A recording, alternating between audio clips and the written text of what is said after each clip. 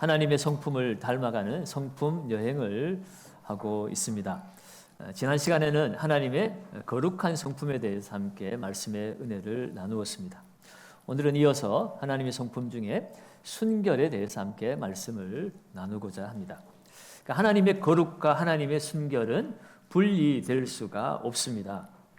거룩함은 하나님의 본성을 나타내는 것이라면 순결함은 그 하나님의 거룩함을 실제적으로 나타내는 표현이라고 말씀드릴 수 있습니다.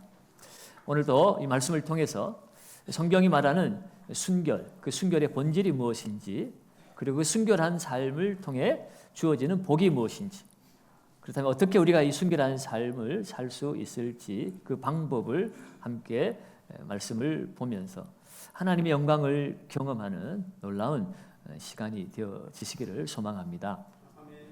그렇다면 먼저 첫째로 성경이 말하는 순결이 무엇일까? 전통적으로 우리가 순결이라는 단어를 사용할 때는 주로 성적인 것과 연관을 짓곤 하죠. 하지만 성경에서 말하는 순결은 육체적인 순결을 넘어서서 더 깊고 넓은 의미를 가지고 있습니다. 구약에 레위기가 있습니다. 이 레위기는 이스라엘 백성들이 하나님이 통치하시는 약속의 땅에 들어가서 살 때에 지켜야 될 하나님의 법도를 기록한 말씀입니다. 그런데 그 레위기에서 가장 중요하게 다루는 것이 바로 부정한 것을 정결하게 하는 정결 예식입니다. 하나님의 백성이 택한 백성으로서 이 죄악과 부정으로부터 스스로 구별하여서 거룩하게 되어야만이 하나님의 백성으로 살아갈 수 있다는 뜻입니다. 그러므로 이 성경이 말하는 순결은 육체의 영역을 넘어서서 영적이고 도덕적이고 또 관계적인 차원에서 하나님과의 관계를 온전히 유지하기 위한 우리의 마음의 상태를 순결한다라고 이렇게 우리가 정의할 수가 있습니다. 그래서 우리가 읽은 이 마태복음 5장 8절 예수님의 산상수훈이죠. 이 말씀 앞에 뭐라고 얘기합니까? 마음이 청결한 자는 복이 있나니 그들이 하나님을 볼 것이며 라고 말합니다. 이 순결을 뜻하는 헬라어 카다로스라는 단어는 문맥에 따라서 정결이라고 번역되기도 하고 또는 청결이라고 번역되기도 합니다. 그러니까 이 마태복음 5장 8절은 마음이 청결한 자다 이렇게 말할 수도 있지만 마음이 순결한 자는 이라고 번역할 수도 있습니다. 하나님을 볼 수 있다는 것은 하나님과 바른 관계를 맺을 수 있다는 뜻이지요. 하나님을 볼 수 있는 상태가 순결한 마음의 상태라는 겁니다. 그렇다면 순결한 마음의 상태가 어떤 것인가? 순결하지 않은 마음의 상태를 알면 순결한 상태를 알 수가 있습니다. 마태복음 6장 22절로 24절 말씀해 보면 예수님께서 우리에게 이렇게 말씀하셨습니다. 눈은 몸의 등불이니 그러므로 내 눈이 성하면 온몸이 밝을 것이요. 눈이 몸의 등불이니까 눈이 밝으면 온몸도 밝아지게 될 것이라는 것입니다. 반대로 눈이 나쁘면 온몸도 어두울 것이라고 말하고 있어요. 그러므로 내게 있는 빛이 어두우면 그 어둠이 얼마나 더 하겠느냐. 그런데 이 눈을 어둡게 만드는 이유가 있습니다. 한 사람이 두 주인을 섬기지 못할 것이니 혹 이를 미워하고 저를 사랑하거나 혹 이를 중히 여기고 저를 경히 여김이라. 너희가 하나님과 재물을 뭐 한다고요? 겸하여 섬기지 못하느니라. 이 사람의 눈을 흐리게 하는 것이 있는데 그것은 바로 재물에 대한 욕심이 사람의 눈을 흐리게 만든다고 말합니다. 하나님과 재물을 동일한 선상에 놓고 재물을 하나님같이 여기는 마음이 우리의 마음을 흐리게 만든다는 겁니다. 이것을 성경은 두 마음을 가진 상태라고 이야기합니다. 그러니까 순결하지 않은 상태는 두 마음을 가진 상태가 순결하지 않다는 것입니다. 야고보서는 우리에게 이렇게 두 마음에 대해서 충고하고 있습니다. 야고보 4장 8절 하반절에 보면 두 마음을 품은 자들아 마음을 성결하게 하라. 그럼 여러분 이 성경이 말하는 순결함이라고 하는 것은 단순히 악한 행동을 하지 않고 착한 행동을 하는 그 마음을 순결하다고 말하는 것이 아닙니다. 진정한 순결함은 하나님의 마음으로만 가득 차 있는 상태, 그것이 순결의 의미입니다. 이것을 실천적으로 표현하자면 두 마음을 품지 않고 살아가는 마음의 상태, 그것이 바로 순결함입니다. 그래서 이 영어 성경도 이것을 클린이라고 말하지 않아요. 그냥 깨끗한 상태라고 말하지 않고 pure라는 단어를 사용합니다.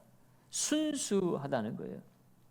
여러분, 오늘 저와 여러분들의 마음도 하나님의 것으로 가득 채워지는 순수한 마음, 순결한 마음이 되시기를 주의 이름으로 축원합니다.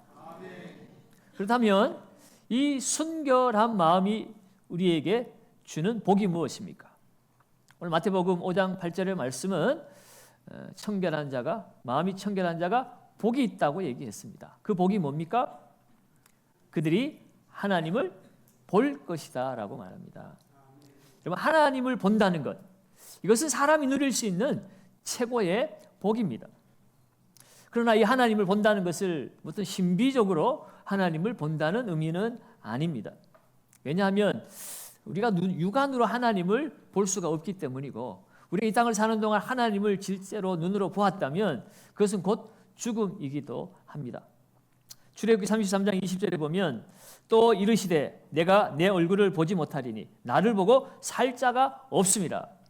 하나님이 모세에게 이런 말씀입니다. 모세도 하나님과 친밀한 관계를 누렸지만 그러나 그는 하나님을 등을 보았을 뿐이지 하나님의 얼굴을 보지 못했습니다. 하나님께 데려감을 당한 엘리야도 하나님을 보지를 못했습니다. 그러면 여러분, 오늘 하나님을 보는 축복이라고 하는 것, 이것은 어떤 우리가 육안으로 하나님을 실제로 본다는 말은 아닙니다. 그것은 하나님을 경험한다는 의미예요. 하나님을 실제로 보는 것이 아니라 하나님의 임재를 우리가 경험하고 알게 되는 것, 이것을 하나님을 본다는 말로 우리에게 말씀하고 있습니다. 그렇다면 우리가 일상에서 어떻게 하나님을 볼 수 있을까요? 예를 들자면 여러분들이 자녀들과 함께 같이 가정에서 기도할 때에 하나님께서 힘들고 어려운 이 세상 속에서 우리의 가정을 돌보시고 계시구나 하는 것을 우리가 성령을 통해서 그 임재를 경험하고 하나님이 우리와 함께 하신다는 것을 느끼게 되는 것입니다. 그것이 하나님을 보는 것이에요. 예상치 못한 어려움을 만났을 때에 정말 갈 길이 꽉꽉 막혀서 어떻게 할 바 모르겠는데 하나님께서 살 길을 열어주시고 그 길을 인도하는 것을 경험을 할 때에 그것이 곧 우리는 하나님을 보는 복을 누리는 순간입니다. 직장에서나 사회에서나 인간관계 속에서 어려움을 만나고 문제를 만났을 때에 그 문제를 해결할 수 있도록 하나님께서 길을 열어 가실 때에 그 또한 우리는 하나님을 보았다라고 말할 수가 있습니다. 그럼 여러분, 마음이 순결한 사람은 일상적인 삶의 경험 속에서 하나님의 임재를 느끼며 살아갑니다. 그것이 바로 하나님을 보는 복입니다. 반대로 마음이 흐려 있으면, 마음이 혼탁하면 하나님이 살아 역사하심에도 불구하고 그것을 깨달을 수가 없습니다. 하나님의 살아계심을 느낄 수가 없다는 거예요. 예수님 당시에 바리새인들, 서기관들은 성경 박사들이었습니다. 성경을 줄줄 외우는 사람들이.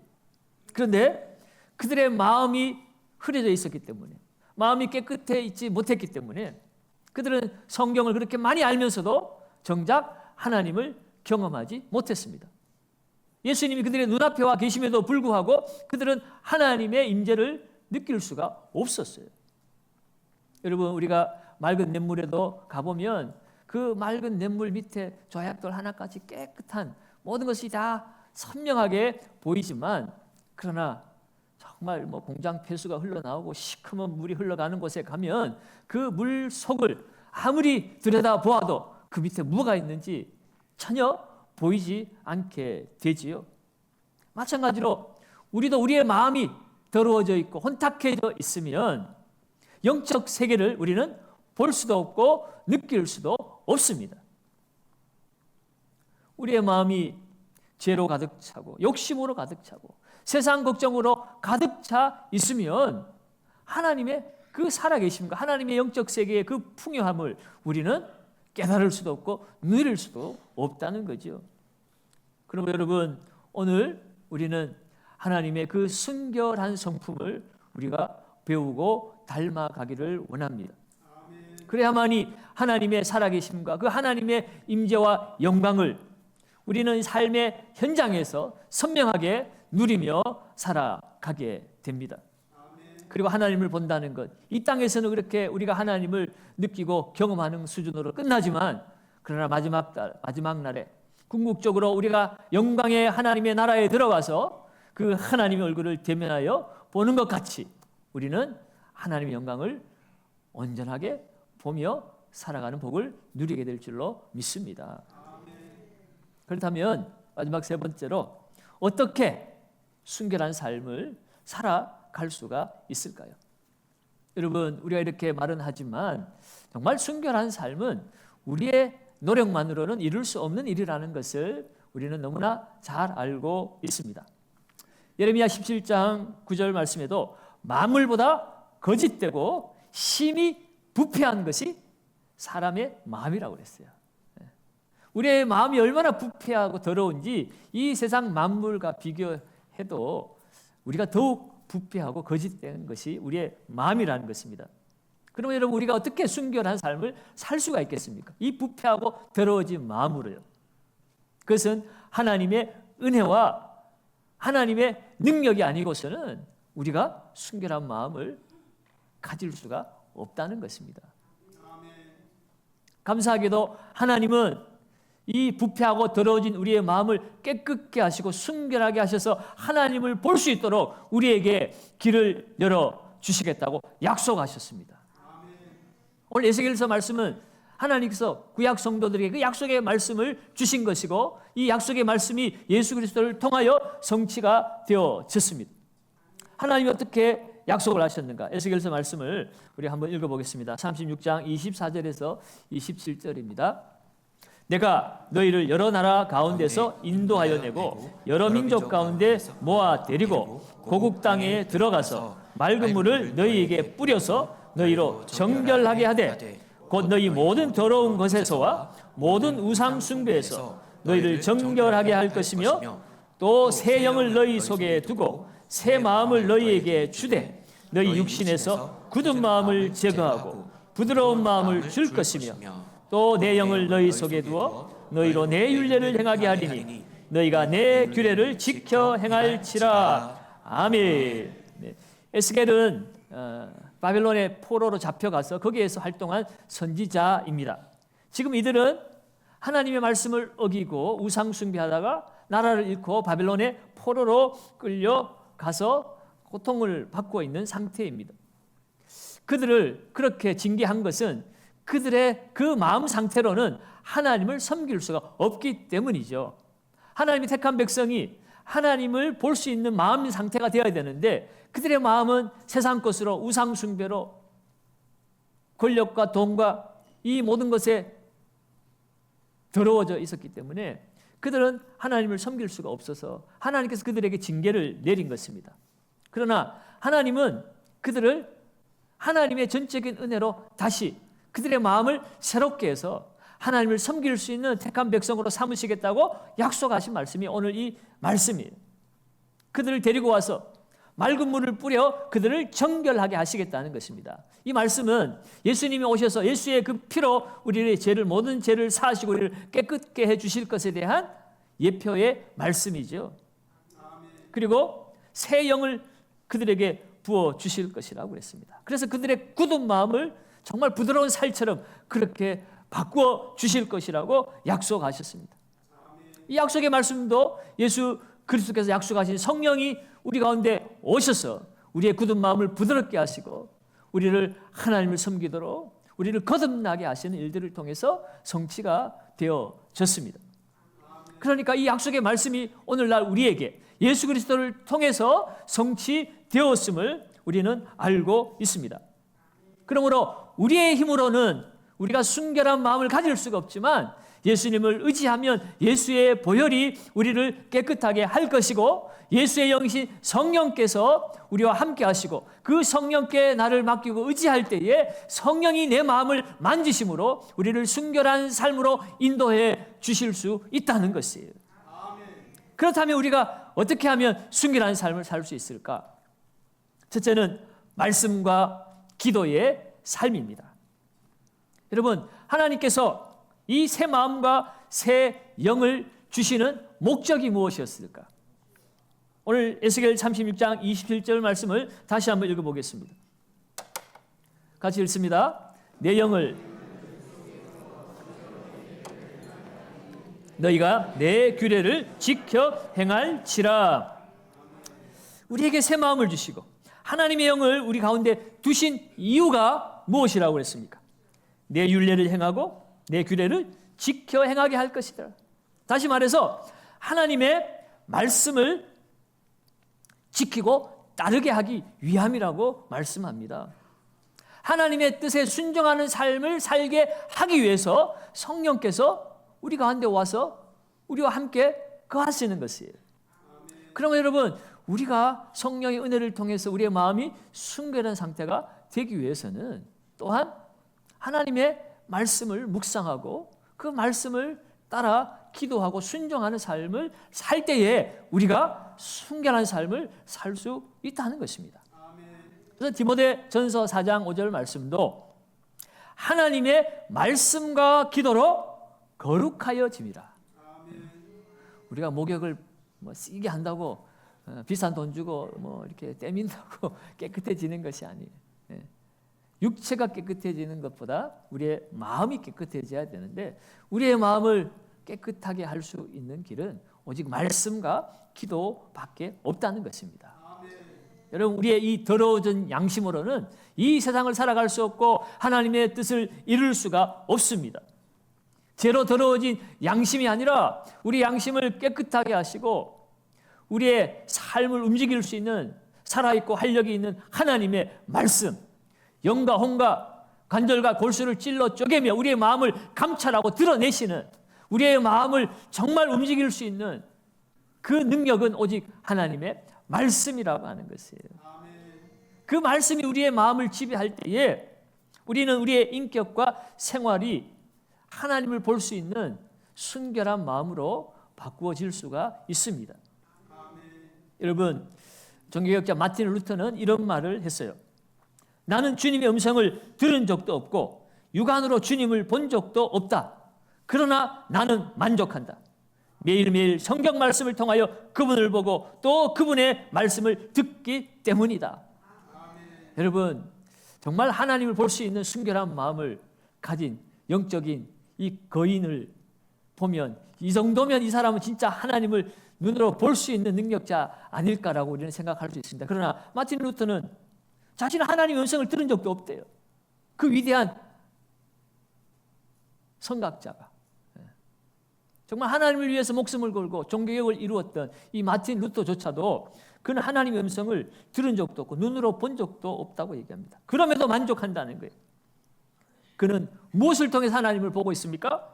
매일매일 성경 말씀을 통하여 그분을 보고 또 그분의 말씀을 듣고 있다라고 말씀하고 있어요. 그러면 여러분, 우리의 마음이 순결해진다는 것, 순결해질 수 있는 비결은 날마다 말씀의 거울에 자신을 비추어 보는 것이고, 그리고 그것을 붙들고 우리는 기도하는 삶을 살 때에 우리는 순결해질 수가 있어요. 혹 죄를 지었을지라도 그 말씀의 거울에 비추어 볼 때에 그 죄가 드러나고 그 죄가 지적되어질 때에 우리가 그것을 가지고 하나님 앞에 회개하고 나아감으로 말미암아 우리는 순결한 삶을 살 수가 있습니다. 그러므로 두 번째로 순결한 삶을 사는 방법은요, 회개와 자복의 삶입니다. 말씀과 기도의 삶이 있다면 회개와 자복의 삶이 따라와야 되는 거예요. 왜요? 우리는 늘 죄를 짓고 늘 더러워지는 삶을 반복하기 때문에 우리는 말씀 앞에서 그 죄가 드러날 때에 회개와 자복의 삶을 살아야 한다는 것입니다. 우리는 이 땅을 사는 동안 우리의 신분은 하나님의 자녀의 신분으로 바뀌어졌을지라도 우리의 육체적인 이 본성은 아직도 살아서 여전히 죄를 짓고 살아갑니다. 그 말은 우리는 주님 날 오신 그날까지 회개가 필요한 사람들이라는 거예요. 누구라서 도덕적으로 이 땅에서 완벽한 삶을 살아낼 수가 있겠습니까? 누가 나는 깨끗하다, 순결하다, 청결하다, 정결하다고 말할 수가 있겠습니까? 겉으로는 깨끗한 척, 순결한 척 그렇게 보여질지는 모르지만 그 속은 썩어 문드러져 있습니다. 거짓말과 탐욕과 이기적인 욕망으로 가득 차 있는 것이 우리들의 삶일 수밖에 없습니다. 좀 더 배웠고 좀 더 나은 척하는 사람들은 그냥 들키지 않고 그렇게 보여질 뿐이지. 모든 인간은 다 부패했어요. 모든 사람들이 다 죄를 지었기 때문에 하나님의 영광이 이룰 수 없게 되었기 때문에 오직 예수 그리스도의 십자가가 필요한 것이고 주의 은혜와 능력으로만 우리는 깨끗해질 수가 있습니다. 그건 우리는 날마다 주님의 십자가 앞으로 나아가야 되는 것이에요. 이 순결함이란 주님의 십자가 앞에 나아가서 회개함으로 가능해지는 것이 순결함입니다. 여러분, 이스라엘 백성들 중에 가장 존경받는 왕은 다윗 왕이지요. 다윗 왕이 왜 그렇게 존경받는 왕이 되었습니까? 싸움을 잘해서예요? 지혜가 뛰어나서예요? 물론 그렇게 생각하는 사람이 있을 수도 있습니다. 그러나 이 다윗이 존귀함을 누리게 되는 것, 하나님조차도 내 마음에 맞는 사람이라고 말할 수 있었던 것은 그가 죄가 없어서가 아니에요. 그는 어쩌면 우리보다 더 심각한 죄를 저지른 사람입니다. 간음죄, 살인죄, 엄청난 죄를 저지른 사람입니다. 그렇지만 그가 존귀함을 잃지 않고 있는 것은 죄가 없어서가 아니라 회개하는 삶을 살았기 때문입니다. 그는 진실한 회개를 통해서 하나님께 용서를 받은 사람입니다. 오늘 우리도 마찬가지입니다. 하나님 우리에게 회개의 삶을 요구하십니다. 요한일서 1장 9절에 만일 우리가 우리의 죄를 자백하면 그는 미쁘시고 의로우사 우리의 죄를 사하시며 모든 불의에서 깨끗하게 하실 것이라고 말씀합니다. 아멘. 여러분, 마음이 순결한 사람은 양심적이고 도덕적이고 윤리적인 사람을 말하는 것이 아닙니다.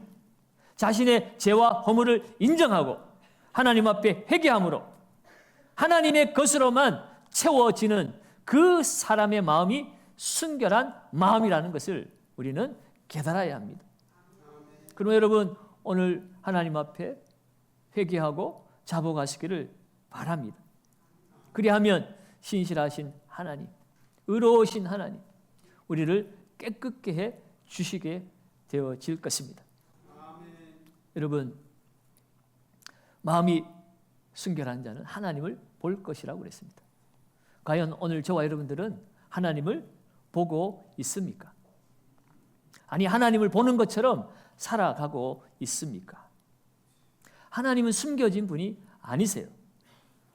하나님이 안 보이는 것이 아니라 우리가 보지 못할 뿐입니다.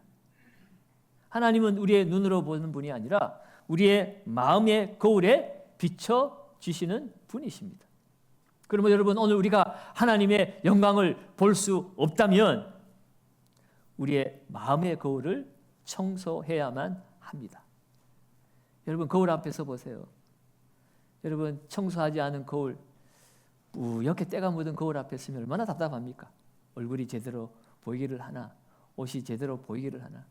그러나 어느 날 마음 먹고 그 거울을 깨끗하게 닦고 나면 그 거울 앞에 비춰진 내 모습은 얼마나 선명하고 뚜렷하게 보입니까? 여러분, 오늘 우리의 마음이 더러워져 있다면 우리의 마음을 깨끗하게 우리는 씻어내야 합니다.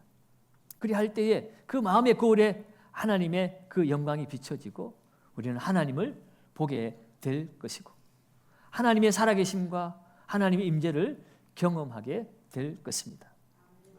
그러므로 여러분, 이번 한 주간 살아가시는 동안 이 순결한 삶을 위해서 실천해 보시기를 바랍니다. 말씀과 기도, 회개와 자복으로 우리가 하나님 앞에 순결한 삶을 살 수 있다면 매일 아침 5분만이라도 말씀을 읽고 묵상하는 시간을 가지시기 바랍니다. 하루를 마무리할 때에 하루를 돌아보고 회개하고 자복하시기 바라요. 여러분, 우리가 얼마나 많은 죄를 짓습니까? 하루에도 무슨 5만 가지 죄를 짓는다고 하는데 그냥 넘어가지 마시고 오늘 하루도 말로 실수하고 상처 준 것, 행동으로 범한 죄, 하나님 앞에 회개하고 자복하고 하루를 마무리해 보시기 바랍니다. 그리고 우리 안에 와 계신 그 성령 하나님께 돌같이 굳은 내 마음을 하나님이여 부드럽게 하여 주시옵소서. 성령에 붙들린 삶을 살게 하여 주시옵소서. 성령을 의지하는 기도를 드리시기를 바랍니다. 그래야 할 때 그 하나님의 영광, 하나님의 임재가 뚜렷하게 우리의 삶에 경험되어질 줄로 믿습니다. 오늘 우리의 마음을 깨끗하게 닦아내고 순결한 마음으로 하나님의 영광을 보게 되는 저와 여러분들의 삶이 되시기를 예수님의 이름으로 축원합니다.